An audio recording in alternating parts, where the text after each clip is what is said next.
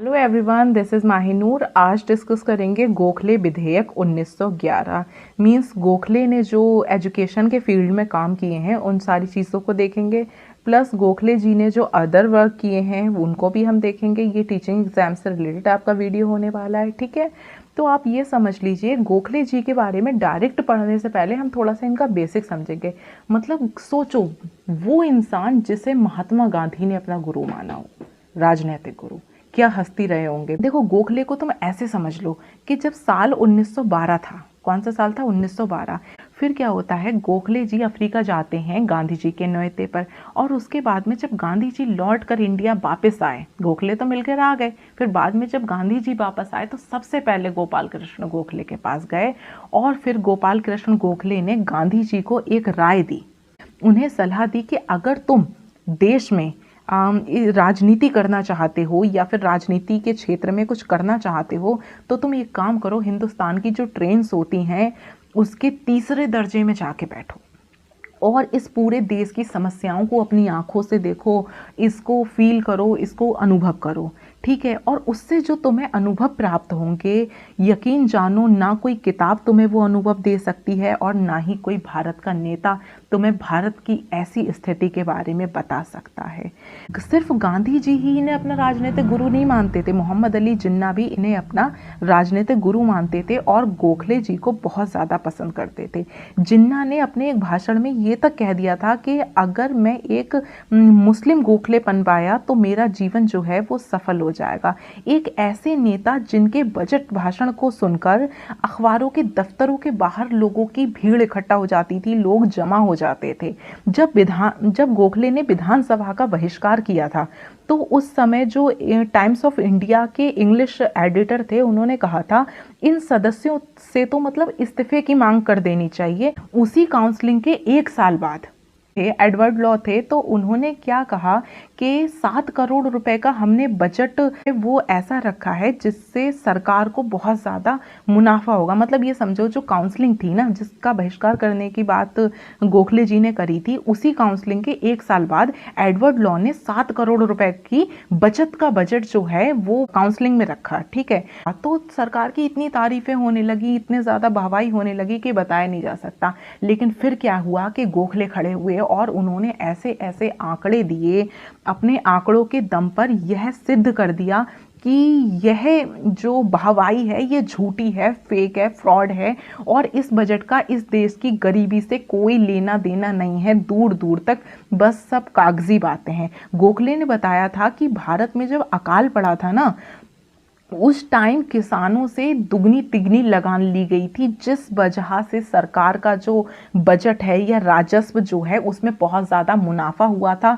तो ये कोई बहुत अच्छी बात नहीं है। इसका रीज़न ये है क्योंकि तुमने गरीबों पे तो जुल्म करा ना, एक तरफ अकाल चल रहा है, दूसरी तरफ आप लगान ले रहे हो ज़्यादा करके, तो भाई ये तो कोई अच्छी बात नहीं हो गई। ये सिद्ध किसने करा था? ये गोखले ने करा था। और इस भाषण के बाद में इनकी प्रसिद्धि बहुत ज़्यादा बढ़ गई थी। राजनीति की दुनिया में ये इतने चमके कि कुछ बताया ही नहीं जा सकता। मानो एक राज्य सो गए हों और जब सुबह उठे तो इनकी किस्मत चमक गई। ये इतने ज़्यादा मशहूर हो गए थे। इतना खौफ था उस समय के वाइसराय जो थे, लॉर्ड मिंटो थे उस समय वाइसराय। तो लॉर्ड मिंटो जो वाइसराय थे, उनके माइंड में गोखले जी का इतना ज़्यादा खौफ था कि उन्होंने एक बार कहा था कि मुझे व्यक्तिगत रूप से पता चला है मतलब उन्होंने इनकी जासूसी कराना शुरू कर दी थी। उन्होंने कहा था कि मुझे व्यक्तिगत रूप से पता चला है कि गोखले इस बार जो है अपने मशहूर बजट में के दौरान जो है वो ब्रिटिश की जो रेवेन्यू नीति रखी है उसकी आलोचना करना चाहेंगे, मतलब आलोचना करेंगे। जो गोपाल कृष्ण गोखले हैं वो क्या करेंगे? आलोचना करेंगे। तो उसके बाद में ये बात जो है लॉर्ड मिंटो जो थे, उन्होंने किससे कही थी? एडवर्ड ली से कही थी, ठीक है। और फिर एडवर्ड ली ने उस समय क्या करा कि बाकायदा जो काउंसलिंग थी उसमें खड़े होकर ऐलान किया ऑफिशियल तरीके से कि अध्यक्ष महोदय, कि जब गोखले अपनी मेज से खड़े होते हैं बहुत ही अच्छी बात कही है कि गोखले जब अपनी मेज से खड़े होते हैं तो ऐसा लगता है कि हजारों वर्ष के अभ्यास के बाद एक मातम मनाने वाला अपना प्रदर्शन करने के लिए तैयार है।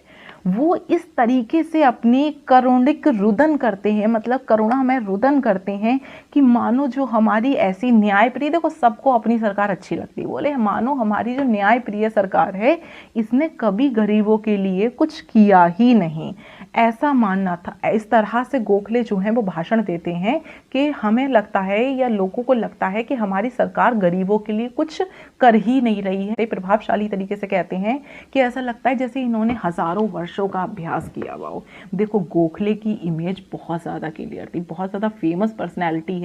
अरे भाई जो गांधी जी के शिष्य, सॉरी, जो गांधी जी ने जिन्हें अपना राजनीतिक गुरु माना, भाई वो क्या हस्ती रहे होंगे। ठीक है, तो फाइनली तो आप लोगों के माइंड में कॉन्सेप्ट भी क्लियर हो गया। एक बार की बात है ना, गोखले जी जो थे वो छोटे थे बहुत ज़्यादा, तो मैथ की क्लास चल रही थी, तो फिर क्या होता है कि सर ने 5 क्वेश्चंस दिए मैथ के।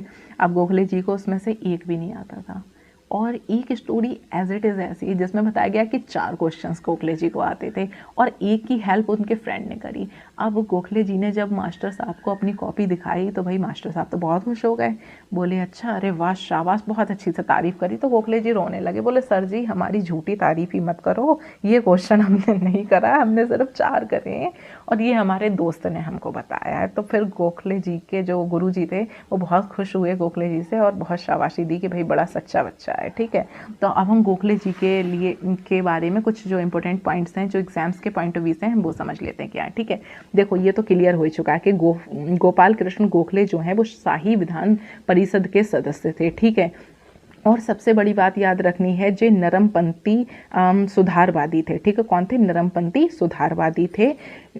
जननेता कहे जाने वाले गोखले ने मुफ्त व अनिवार्य शिक्षा का जो काम करा है वो किसने करा है? गोखले ने मुफ्त व अनिवार्य शिक्षा, ठीक है, की जो वकालत करी है वो किसने करी है? गोखले जी ने करी है। महात्मा गांधी ने इन्हें अपना राजनैतिक गुरु माना था। भारत के पाश्चात्य शिक्षा और यूरोपीय संस्थाओं के प्रयोग के पक्ष में थे। मतलब इनका थोड़ा थोड़ा भाई ये कहना था कि भाई पाश्चात्य शिक्षा बच्चे को दो, कोई दिक्कत वाली बात नहीं, बच्चा ग्रो करेगा। क्यों? क्योंकि वो लोग हमसे ज़्यादा ग्रो किए हुए हैं ऑलरेडी। अब 1911 में इन्होंने अंग्रेजी साप्ताहिक समाचार पत्र द हितवाद की शुरुआत करी थी। देखो भाई ये चीज़ बहुत पूछ लेता है, द हितवाद किसका है? तो गोपाल कृष्ण गोखले का है।